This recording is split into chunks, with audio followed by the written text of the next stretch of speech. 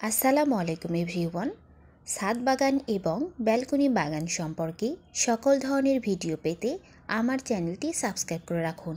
যদি ভালো লাগে তাহলে লাইক, কমেন্ট অ্যান্ড শেয়ার করবেন। টবে মালটা চাষ পদ্ধতি। মালটা সব ধরনের মাটিতেই জন্মে, তবে ছায়া পড়ে না এমন সুনিষ্কাশিত উর্বর মধ্যম থেকে হালকা দোআঁশ মাটি চাষের জন্য সবচেয়ে ভালো। মালটা গাছ লবণ এবং উচ্চ তাপমাত্রা সংবেদনশীল। জলাবদ্ধতার সহ্য ক্ষমতা নেই। সারা বছরই মালটা গাছ রোপণ করা যায়, তবে বর্ষা মৌসুমে রোপণ করা সবচেয়ে ভালো। মালটা চাষ করার আগে ভালোভাবে মাটি তৈরি করে নিতে হবে। টবের সাইজ 18 ইঞ্চি গুণন 18 ইঞ্চি হতে হবে।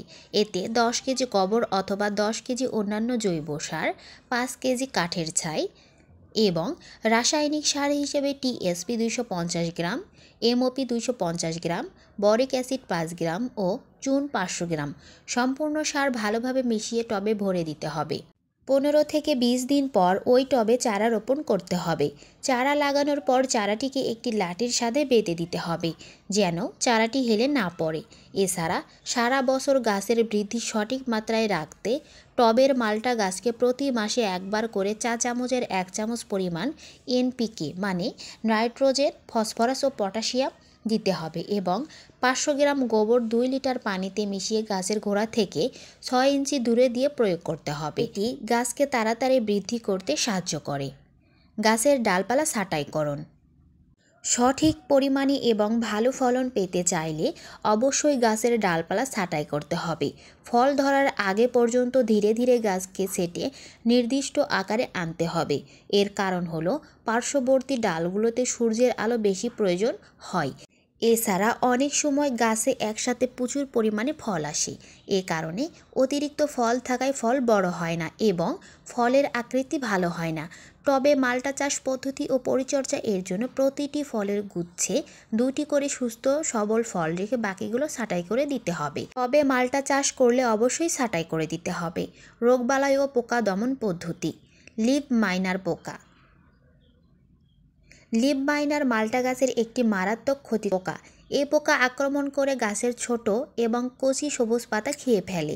এছাড়া এটি ফলের ওপর আঁকাবাঁকা সুরঙ্গের মতো দাগ সৃষ্টি করে। প্রথম অবস্থায় আক্রমণকৃত পাতাগুলো ছিঁড়ে পুড়িয়ে ফেলতে হবে। হলুদ ফাঁদ তৈরি করে এ পোকা দমন করা সম্ভব, কিন্তু আক্রমণের পরিমাণ অতিরিক্ত হলে ক্লিনাক্স 2 ml প্রতি লিটার পানিতে মিশিয়ে স্প্রে করতে হবে। এই ঔষধটি প্রতি 15 দিন পরপর গাছে স্প্রে করলে এ ধরনের পোকার আক্রমণ থেকে রক্ষা পাওয়া যাবে। গেমোসিস রোগ। গেমোসিস রোগ হলে গাছের কাণ্ড ও পাতা বাদামি বর্ণ ধারণ করে। গাছের কাণ্ড মাঝ বরাবর ফেটে যায়। কাণ্ডের ফাটা অংশ দিয়ে আবার রস বের হয়।